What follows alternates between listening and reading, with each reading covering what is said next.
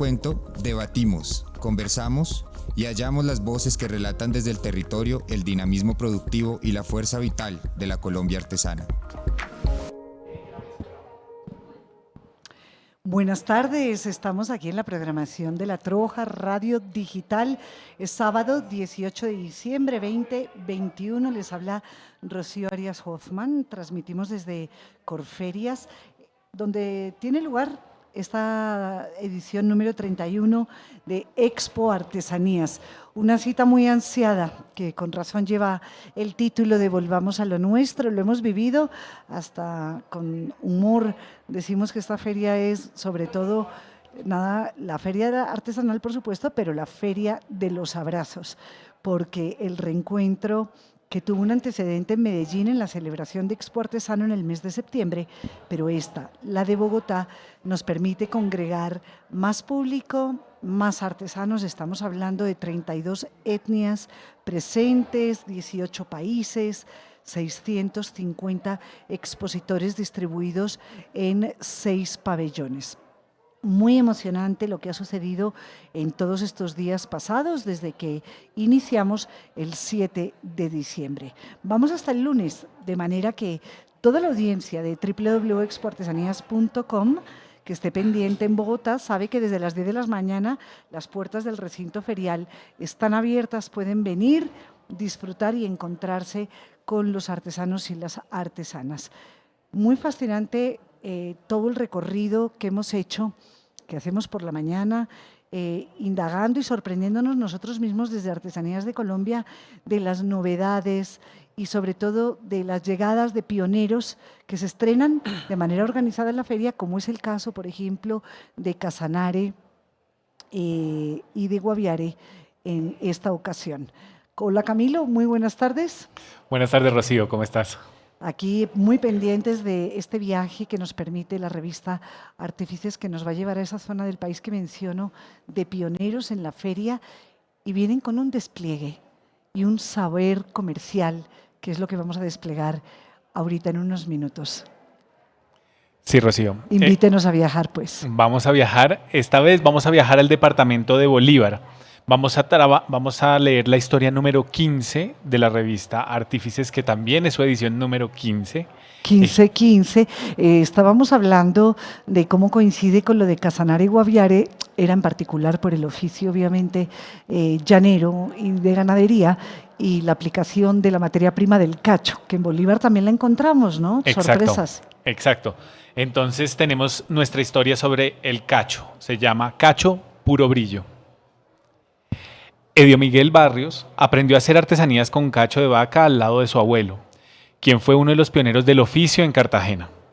A los 7 años comenzó a cortar con pequeñas ceguetas las piezas y a lijar barcos, pájaros, gallos, palomas y mariamulatas que su abuelo creaba con el cacho. Luego aprendió a hacer bolsos, anillos, ensaladeras y cucharas de coco. Edio estudió hasta 4º de primaria y desde los 10 años no se ha alejado un solo día del oficio. Desde hace 20 fundó el taller de artesanías Edwin, en honor a su hijo mayor.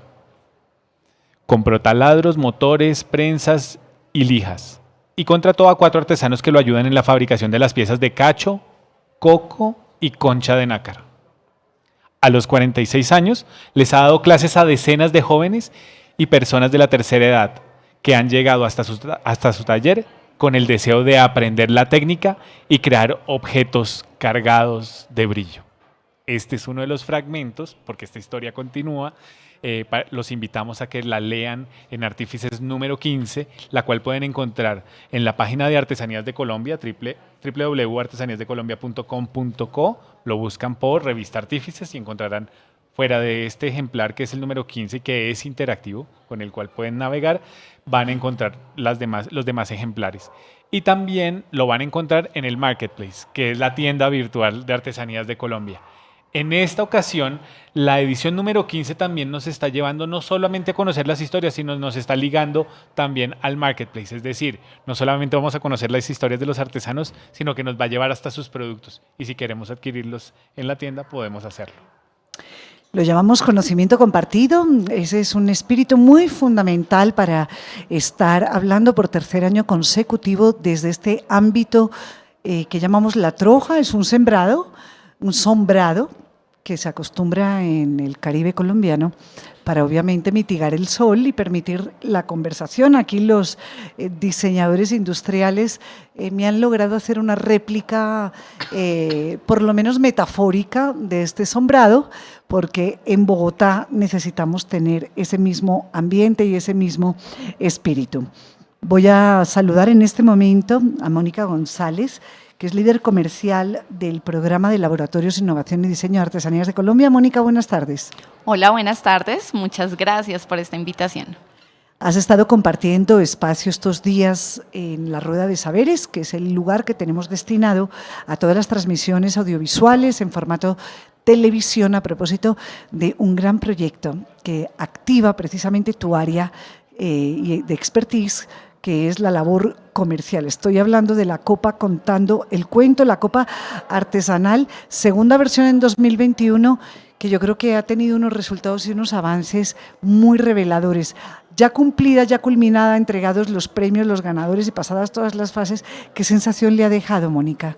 No, pues yo tengo el corazón lleno de amor y de satisfacción porque realmente ha sido una experiencia hermosa poder compartir con los artesanos, escuchar la historia y escuchar el cuento que hay detrás de cada uno de sus productos, detrás de cada uno de sus talleres artesanales y la forma como ellos lo cuentan, que es muy de cada uno de ellos, ¿no? Cada uno tiene su propio estilo, su propia forma de contar el cuento, entonces ha sido una experiencia hermosa. Pero a la hora de salir al mercado, y ahora que Camilo ponía sobre la mesa la existencia del marketplace, lo que llamamos www.artesaníasdecolombiatienda.com, evidentemente esto ha exigido un esfuerzo, es decir, cada uno tiene su relato, tiene su voz, pero hay que unificar desde el punto de vista de las metodologías un rigor para poder hacerse dueños de su palabra en plataformas personales, ¿no? Las redes sociales que tienen los artesanos, el Instagram, el propio WhatsApp, pero el oficio editorial en el que estamos involucrados, Camilo Rodríguez, gerente de conocimiento, y yo aquí al frente de la Troja, tiene que ver con una acción y nosotros estamos especializados, no Camilo, en escuchar. Y somos atentos, pacientes al relato propio y sabemos que a la hora de transcribirlo, como digamos, si somos juiciosos con nuestro oficio, sabemos que no podemos traicionar, tenemos que permitir la voz. Ahí no se tienen que someter a un criterio diferente, que es lo que hace Mónica desde la parte comercial, ¿no? De acuerdo. Hay una cosa en la que siempre me enfrento cuando estamos ya al momento de construir la historia, ponerla en blanco y negro, que llamo yo, ya al momento de escribirla, y es la dificultad siempre de ser fiel al relato, es que la vida ocurre simultáneamente, ocurre como un gran torbellino, y escribirla es lineal, ocurre de izquierda a derecha y de arriba hacia abajo. Entonces es la dificultad de plasmar aquello que ocurre todo al tiempo y que ocurre con una rapidez inmensa y se interconecta con todo, tratar de ser fiel al momento de traducirlo en algo que es un poco más lineal. Entonces ese es un oficio que es... Claro, pero también en esa reportería, fíjese Camilo, que eso que llama usted la turbulencia de la memoria, la asociatividad lógica, ¿no?, que tenemos los seres humanos para contar nuestra propia vida, también hay ese mismo relato puesto así en bucle, le da a uno ideas de empezar de una manera insospechada, que finalmente en el oficio editorial pues hay que seducir, no se pueden empezar todos los relatos de la misma manera. Estamos hablando aquí en este Venga le cuento de cómo llevar el relato a la dinámica comercial, porque ha sido uno de los temas centrales en Artesanías de Colombia, obviamente muy ligado al devenir de la pandemia, por supuesto, pero que nos llevó a un escenario virtual en el que la exigencia ya del relato era superlativa. Tenemos aquí el panorama artesanal ilustrado, las cifras que pongo en contraste siempre con las personas que participan aquí en la mesa de la Troja. Voy a saludar a Florentino Santiago Urrea, que está muy orondo, aquí muy encorbatado, no, porque tiene una camiseta, pero está muy bien vestido, elegantísimo. Y digo orondo porque es el ganador, ni más ni menos, de la categoría tradicional en Copa Contando el Cuento. Hola. Hola, un gusto, Rocío. ¿Cómo están todos? Qué bueno saludarlos. Hace 3 meses, Florentino, nos vimos en el escenario de Expo Artesano. Usted estaba nervioso en ese momento porque era un postulante a esas categorías, a ese premio de la Copa Artesanal. Y esa pregunta que le hacía Mónica, ya fuera de los nervios y con el premio debajo del brazo, ¿qué ha sentido? ¿Cómo ha leído esta participación?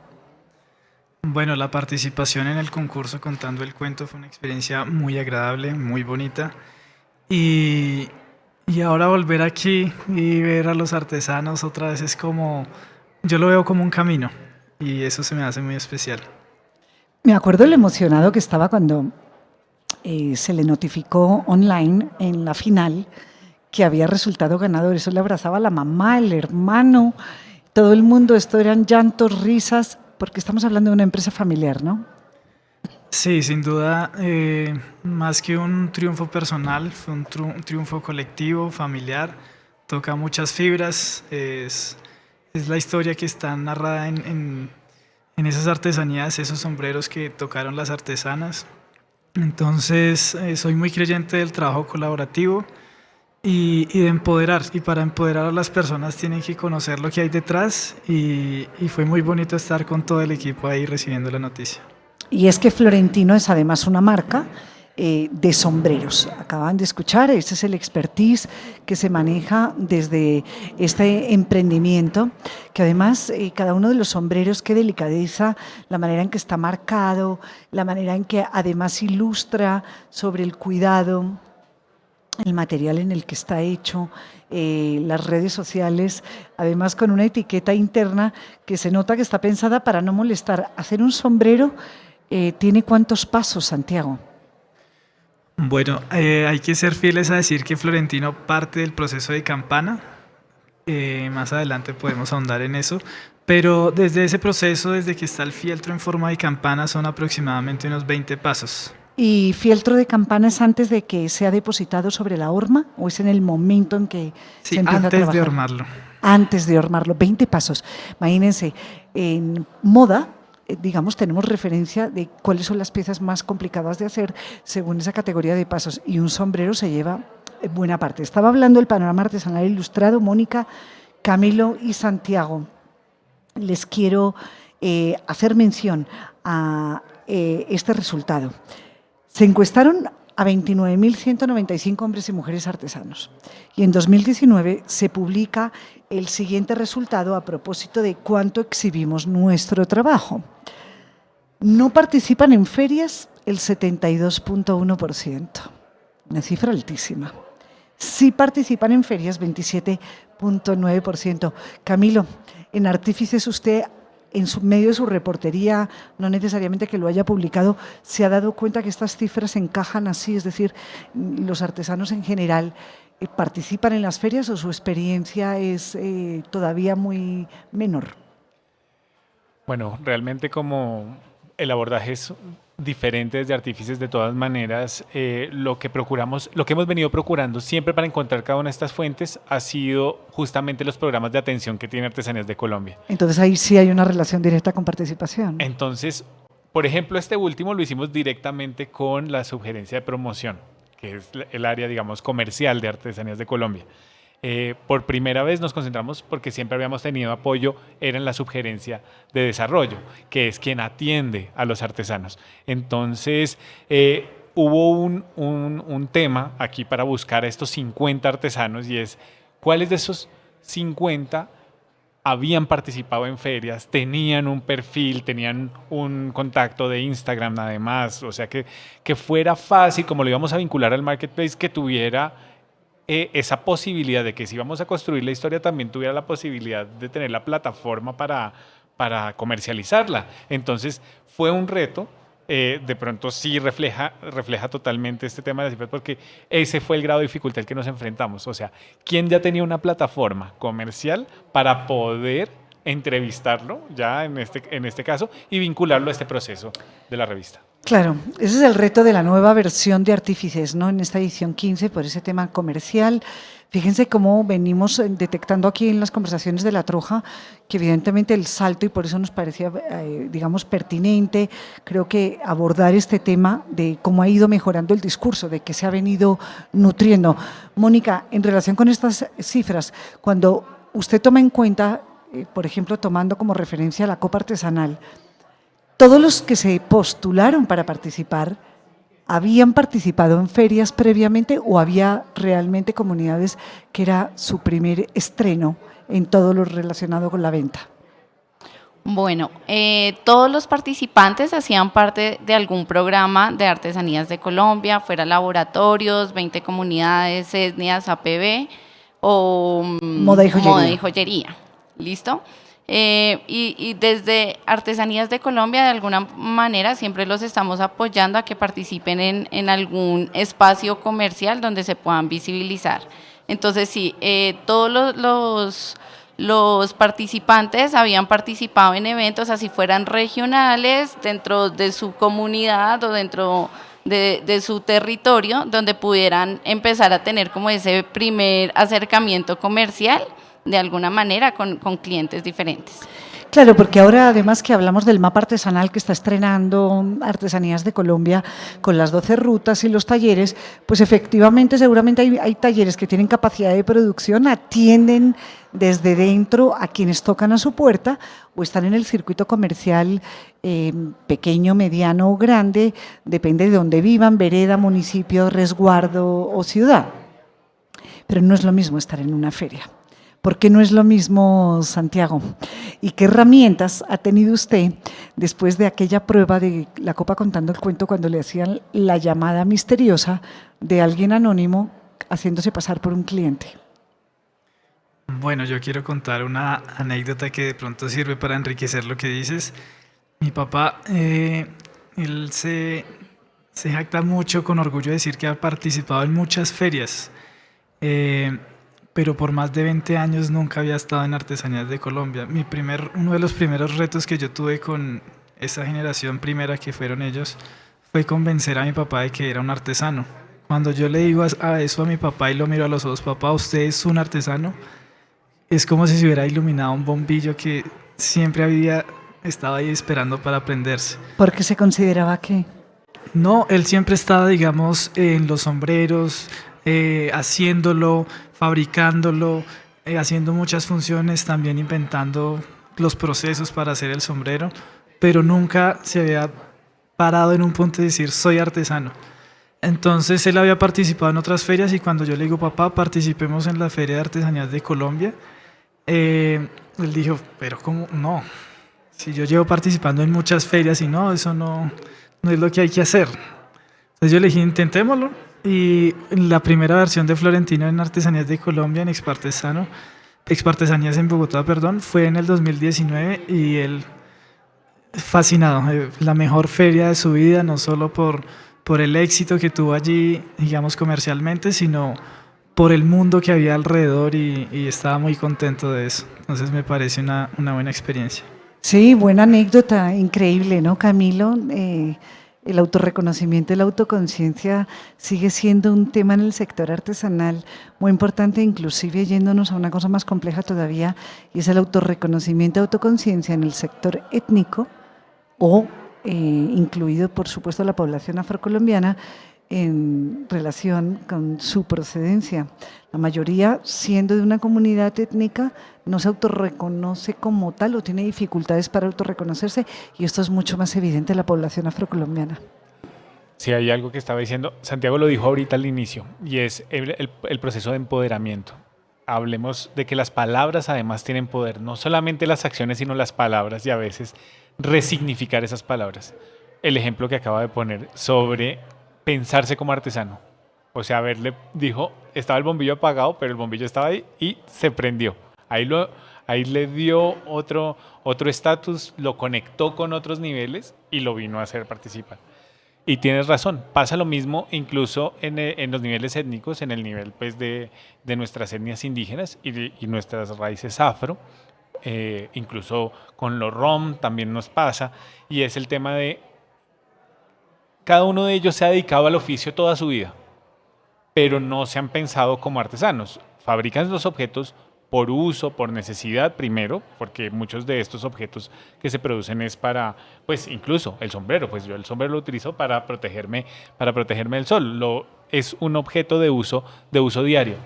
Cuando ya lo resignifico el tema de lo artesanal, comienza a tener una dimensión completamente distinta, o sea, le da más poder, es decir, ya tenías un circuito sobre el cual circulaba el objeto como el objeto de uso, como en las comunidades indígenas o en las comunidades afro, ¿sí? Las bateas, el trabajo en madera que hacen los afro o el trabajo de cestería que hacen los grupos étnicos colombianos. Entonces, cuando pasamos y lo abrimos a esa dimensión de la artesanía es cuando decimos, no está solamente para el objeto de uso, no está solamente para la batea, no está solamente para la casa, sino está para traerlo y que sea apreciado por una persona que está lejos de ese circuito, que también puede apreciarlo desde otro punto de vista y que también va a querer adquirirlo. Entonces, se van ampliando esos circuitos gracias a ese cambio en la palabra. De hecho, la ley del artesano, recién aprobado por Cámara y Senado en esta semana, que es una de las grandes noticias que tenemos que dar desde Artesanías de Colombia, que ha sido líder en la gestión de esta ley con el resto de los sectores públicos, obviamente con el país político, ha creado el RUAC, que es el Registro Único de Artesanos de Colombia. Eso le va a poner a su papá en otra dimensión también, porque va a empezar a formar parte también de unas cifras, pero unas cifras importantísimas para conformar una información estadística que luego se puede haber beneficiado de una cantidad de acciones. A Mónica le quiero compartir de nuestra biblioteca digital Sendar a qué se amplía el portafolio de artesanías de Colombia y que lo conozca la audiencia. Hay asesoría y asistencia técnica, innovación y diseño, generación de oportunidades comerciales, me quiero detener acá, para incrementar los ingresos de los artesanos, promoción y divulgación de los saberes y creaciones de los artesanos en diferentes espacios de exhibición. Fíjense que en este portafolio está clarísimamente concebido el tema comercial como un asunto estratégico y transversal de la entidad. ¿Cuáles son las herramientas que diría Mónica que están necesitando en este momento más los artesanos para salir a vender cada vez mejor? Bueno, primero quiero también hacer un reconocimiento a lo que estaba hablando Santiago sobre esa transmisión de saberes. Cuando logramos involucrar a los jóvenes en todo este quehacer artesanal, salen cosas increíbles. Por ejemplo, el papá de Santiago venía haciendo los sombreros como en una forma artesanal, pero él no lo había identificado hasta que llegó Santiago, que es una persona joven que de pronto tiene una visión diferente acerca de todo lo que se puede llegar a hacer con el taller artesanal y lograron empezar a participar en unos eventos feriales como más grandes, empezaron a abrir redes sociales donde pueden empezar a comercializar y a darse a conocer, y sé que Florentino también les va súper bien en redes sociales. Entonces es empezar también como este intercambio de conocimiento entre los mayores que le enseñan a los jóvenes el quehacer artesanal, cómo se hace, y de los jóvenes hacia los mayores, sobre todo esta parte digital que hoy en día, pues, y más después de la pandemia, como que fue el boom, y me parece muy interesante esta parte como comercial y darse a conocer en un mercado que de pronto los artesanos no lo tenían tan a la vista o tan proyectado, ¿no? Pero en relación con las herramientas, porque eso que está describiendo es muy cierto, pero lo venimos hablando permanentemente acá y lo detectamos en la feria. El valor de estar en Expo Artesanías es darse cuenta de eso. Herramientas, ¿cuáles son las que más necesitan en este momento? Bueno, desde la parte comercial nosotros hacemos acompañamientos a los artesanos desde, por ejemplo, hay muchos artesanos que no logran darle el valor real a sus productos. Entonces a veces es como, bueno, deme esa mochila y yo creo que cuesta tanto. Entonces es muy importante que el artesano realice un costeo real de sus productos. No solo como con el sentimiento, sino cuánto le costó la materia prima, cuánto tiempo real duró haciendo el producto y sí, como todas estas costos adicionales que puede tener el producto. O sea, estimar el valor final de la pieza artesanal todavía sigue siendo un reto para la mayoría. En el caso de Florentino Santiago, ¿cuáles han sido las innovaciones que vienen de su mano? para el manejo de la marca? Porque además esto ha ocurrido muy rápido. Porque usted estaba mencionando el 2019, han pasado 2 años, incluido uno bárbaro, ¿no? Sí, yo siempre o últimamente he pensado que tengo una chispa de creación y mi mamá tiene una chispa del orden. Eso tiene que ir conjugado a la par porque si no el orden se vuelve desorden. Es muy importante las dos mezclas. Mis aportes, lo primero que hice fue cambiar el logo, no fue fácil, pero busqué inspiración en una foto muy antigua de mi papá y de ahí arrancó una energía muy, muy bonita para transformar. También anclé a Florentino con la Cámara de Comercio de Yopal, también hay que buscar actores locales, nos anclamos a un clúster de turismo, se activó una ruta turística artesanal en la región que le dio pie a otros artesanos también. También algunos diseños, nuevos productos en innovación y sobre todo estrategia. Paleta de color, que me parece que también es muy atractivo de Florentino. En Instagram creo que lo maneja bastante bien, porque en las formas no son tan versátiles, digamos, todavía están manejando. ¿Cuántas tienen en el portafolio? ¿3, 4? Esa pregunta es muy valiosa, Rocío. Digamos que crear una curva de moldes de sombreros es realmente muy difícil, es un proceso largo y costoso. Mucha inversión, ¿verdad? Mucha inversión. De hecho, perdón, Santiago, le comparto, no sé si usted los conoce, pero de pronto le es de valor si no lo ha hecho. Aquí en el barrio Ricaurte, en Bogotá, que es desde donde estamos transmitiendo en la ciudad de Bogotá. Y en ese barrio Ricaurte es donde quedan todavía los talleres de los sombrereros y uno se da cuenta entrando allá. La inversión tan bárbara que han tenido que hacer en la construcción de hormas. ¿Por qué es tan costoso una horma? Bueno, lo que sucede es que una horma de sombrero hay que hacerla primero en yeso. Digamos, hay varios estilos de sombreros, como hablábamos la otra vez con Rocío, como el Fedora, que es un estilo, digamos, una horma internacional ya, pero cada casa de sombreros tiene su propio estilo. Entonces mi papá lo que primero hace es en yeso, con mucho tiempo y lo va puliendo a su estilo.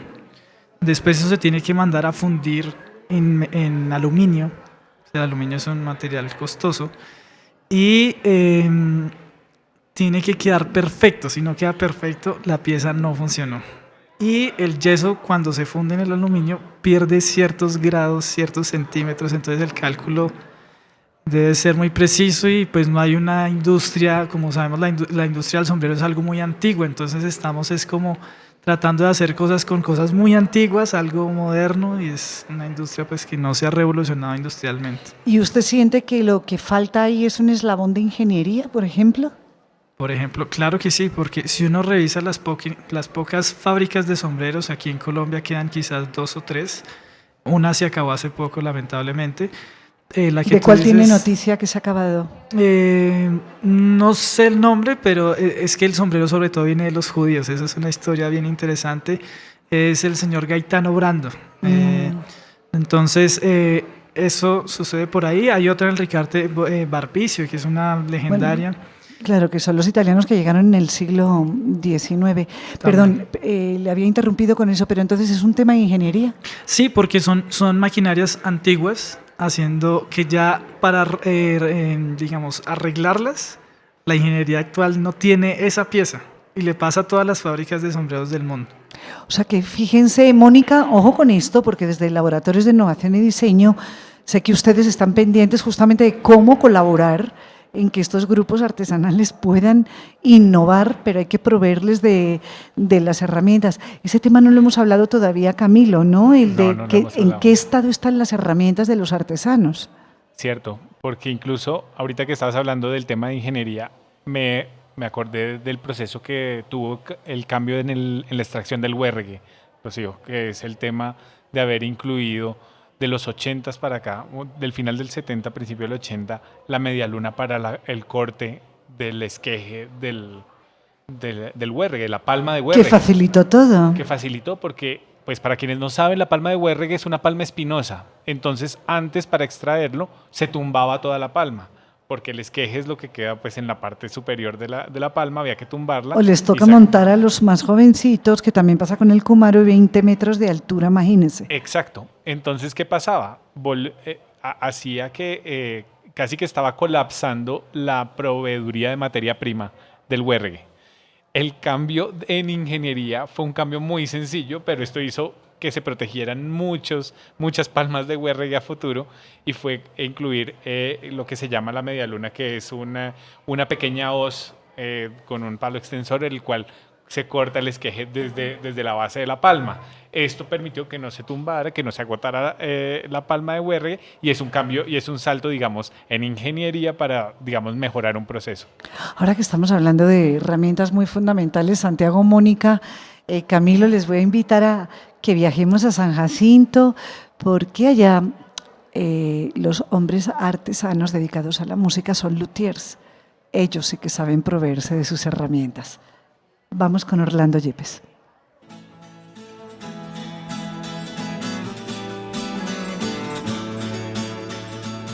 Vida Artesana, artesanía con sentido humano y social. Un espacio del equipo de desarrollo humano y socioorganizativo de los laboratorios de innovación y diseño de artesanías de Colombia para las comunidades artesanas del país.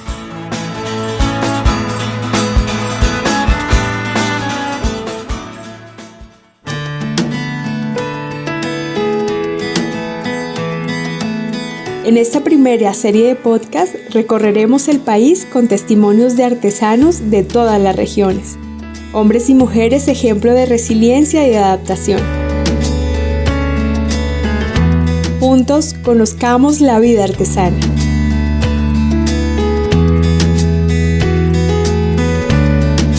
El artesano hace con sus manos lo que su corazón le ordena.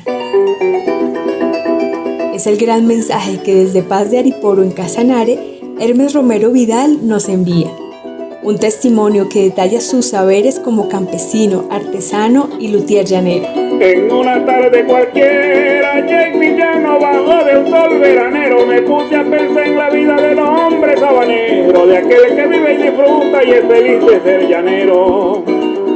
Ese es Hermes Romero, un campesino que, sin pensar con el tema de la artesanía, he conocido muchos sitios, mucha gente, mucha tradición de este país.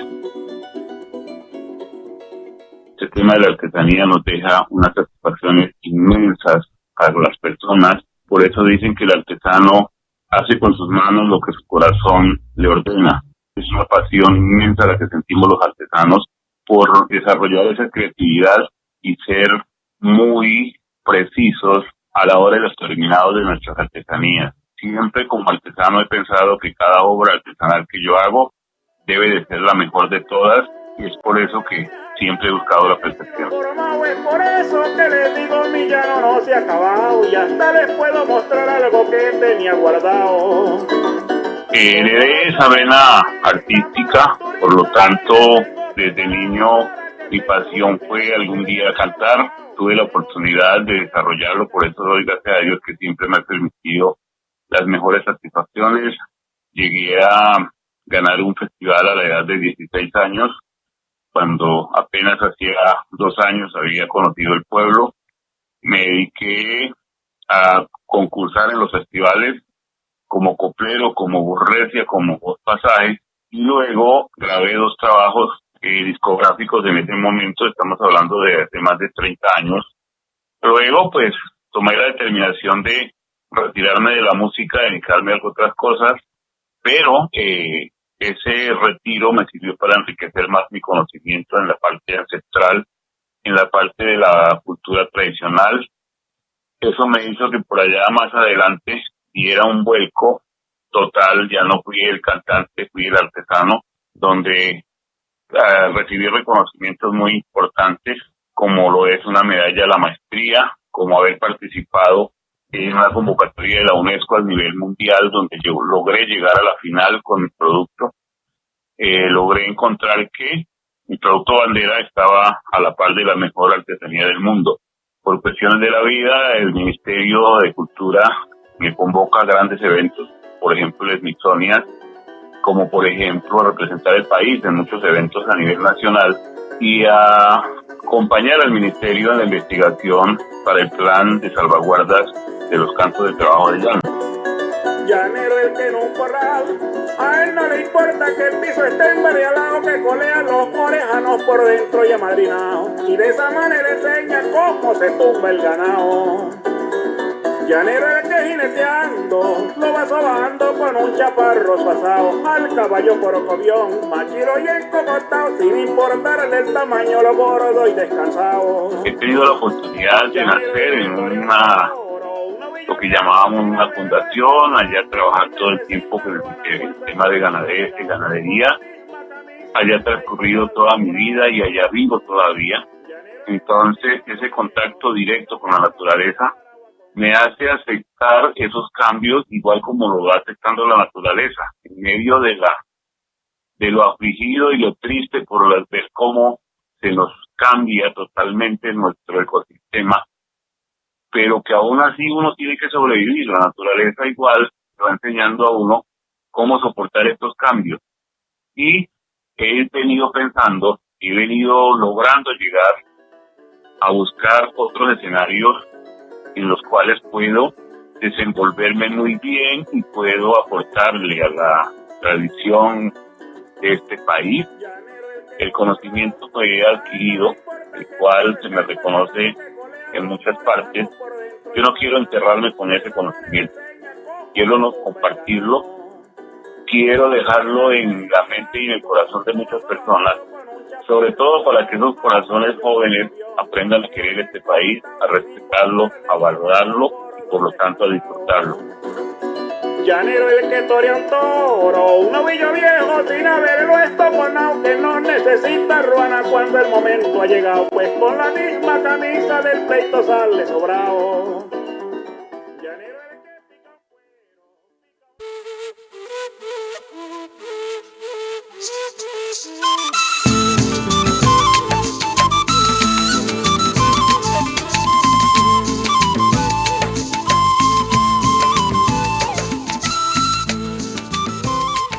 Les tengo la historia de Orlando Yepes, el luthier de San Jacinto, que les había prometido para un poquito más tarde, pero es que aprovechando que está aquí Santiago, algo de su tierra, y por eso hemos escuchado a Hermes Romero, Pa de Apioro, ¿no? El campesino artesano luthier, como se autodenomina. Fíjese, él sí que la tiene clara, se autodenomina campesino artesano y lo recalca. Miren qué frase tan bonita, no sé si la escucharon. El artesano hace con sus manos lo que el corazón le ordena. ¿Su papá es así? Tal cual. Conozco a Hermes Romero y es tal cual esa esencia, y en cada campechana, en cada canto de vaquería que él cuenta es así. Qué maravilla. Les quiero leer otra partecita poética que es de verdad la etiqueta de los sombreros florentino. Qué belleza de frase, Santiago, esta. Dice, cuidado del sombrero, no exponer al recio aguacero. La historia es larga, larga quiero decir, no es densa, son unos puntos muy claros para mantener el sombrero impecable, pero me encanta el adjetivo que utilizó, no exponer al recio aguacero. ¿Eso es cosecha suya o no? Rocío sabe dónde poner la palabra, mejor dicho. A mí me gusta mucho el trabajo de sintetizar, me gusta resumir todo un universo en una palabra, y si yo pudiera resumir el llano en una palabra sería esa, recio. Muchas personas me dicen, ¿por qué el sombrero en el llano es fieltro? Eso no calienta mucho. Digo, el fieltro es el único material que le aguanta al llano, porque es muy recio. Del sombrero se bebe agua, del sombrero cuando viene un maute, como dicen en el llano, y se lo tiran por encima para que la vaca no los golpee. ¿Qué es un maute? Es un toro que está cogiendo, como a un adolescente, ¿no? Que está cogiendo brío. Sirve para cubrirse del sol, sirve para cubrirse del recio aguacero. Pero ¿qué pasa? Este sombrero que traemos a la ciudad es para que se cuide más. Pero en el llano el sombrero se vuelve lo que llaman gocho, campechano o topochero. Es decir, que se le va cayendo el ala y se vuelve parte de la identidad, y ese sombrero el llanero legítimo no lo cambia por nada. Si se le rompe un poquito, él coge lo que se encuentra y lo remienda. Y esa es la identidad más bonita del sombrero que existe en el llano. ¿Y el fieltro que usted utiliza para que quede qué? ¿Gocho, campechano, tocochero? Topochero, que es el topocho. El topocho es un plátano pequeño que se consume mucho. Y como es, no sé realmente por qué se llama así, sería una pregunta muy interesante, pero es como un sombrero muy humilde, ¿sí? Es el sombrero del campo, el que tal vez nació así, pero se volvió totalmente así. Qué maravilla, pero le ha pasado la vida. Usted decía, ¿no, Santiago, que es impresionante la labor que tiene un sombrero, pero también qué funcionalidad, Camilo y Mónica, tan metafóricamente relevante, porque está cubriendo la cabeza, está cobijando el pensamiento, las emociones, ¿no? Es la luminosidad de una persona, está siendo protegida por un sombrero que ha de ser recio el sombrero, porque recio es el entorno, más o menos. Es así tal cual. O sea, que a un bogotano o a una persona del interior o de otra zona del país, pongámonos a pensar, inclusive, yo no sé, en el Chocó, ¿verdad? En el Valle, en cualquier lado, la palabra recio aguacero equivaldría, por ejemplo, a esas lluvias chocuanas, por ejemplo. Sí, hay que recordar que el llano, digamos, biológicamente se le denomina sabana inundable. Cuando llueve en el llano, llueve muy duro, y cuando hace sol, hace un sol también muy fuerte. Entonces, básicamente en invierno se llenan todos los caños, esteros, morichales, para después resistir un verano. Y cuando cae el agua, todo el llano reverdece. Vamos a terminar con más poesía, porque estamos hablando aquí con un señor empresario dedicado al oficio artesanal de los sombreros, pero además un hombre enamorado de la palabra. Termine usted esta franja de Venga, le cuento con algún canto de vaquería, así se ha recitado. Ah, pero es que trajo... No, esto sí no me lo había Ya venía visto. preparado, él venía pero preparado. usted vino con su instrumento, qué maravilla. ¿Nos lo describe? Claro, el cuatro es el instrumento que acompaña. Esa es la palabra del cuatro, el que acompaña es el que hace la armonía, el arpa o la bandola hace la melodía. Digamos que yo heredé el llano sobre todo por la música, porque viví algún tiempo en Bogotá, y este es este es el instrumento que acompaña al llanero cuando se acuesta en el chinchorro, quiere componer. Pues no puedo hacer cantos de vaquería porque, digamos, no es mi fuerte, pero de pronto les puedo cantar un pedacito cortico de una canción. Las tardes grises de junio del sol no dejan reflejo. Hoy me agarro el plenilunio con el pensamiento lejos. Bendito Guaita camino, guardián del sendero viejo. No lloro por mi destino, sollozo por lo que dejo. El noble rancho de Palma, con todos sus aparejos, cosas que llevo en el alma y con las que me acotejo. El recuerdo de mi padre, hombre de temple parejo, y el gran amor de mi madre, su ternura y su consejo.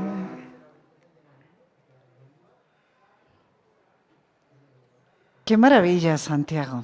Le agradecemos mucho estos minutos aquí de buena música, de verdadera poesía, porque esa sí viene de los llanos, eso no se lo quita nadie. Muy buena suerte en la feria y renovemos los votos con su papá. Yo creo que ya no hay que convencerle más, ¿verdad? Sí, conozcan a José Urrea, el creador de Florentino. Muchas gracias por este espacio. Digo, pero renovar votos es porque ya está convencido que hay que estar en feria y especialmente en sí. Expartesanías. Hágale la pregunta a él a ver qué le dice. Ok. Y una última preguntita. ¿Qué recibió de premio de la Copa contando el cuento y qué hizo con eso? Bueno, el reconocimiento, obviamente creo que es lo más importante, conocer a todas las personas. Se recibió en el primer puesto 3 millones de pesos en efectivo. Yo estoy terminando estudios en administración, entonces para la matrícula del otro año. Qué maravilla. Me encanta, Mónica, ¿verdad? Si usted quiere despedir, el semblante aquí de Santiago, cómo pasó de la música, un poco más lúdico, a ponerse sericísimo porque se le toca el tema plata y se le nota ya el empresario. No, adicional también, uno de nuestros jurados en la gran final, Álvaro Pinilla, hizo un reconocimiento para los ganadores, entonces también tiene una entrevista en enero en una plataforma radial que tiene cobertura a nivel Latinoamérica. Y también les van a dar unas capacitaciones especiales para ellos, entonces también como para complementar ese gran premio que tuvieron en la Copa. Camilo, la próxima edición de Artífices, ojalá mucha poesía. Así es, ya le dije, ya lo comprometí para la próxima edición. Vamos a tener la historia del sombrero. Muy bien, nos vemos más adelante en la franja de Artesanía Viva. Seguimos aquí en La Troja desde Corferias, Bogotá.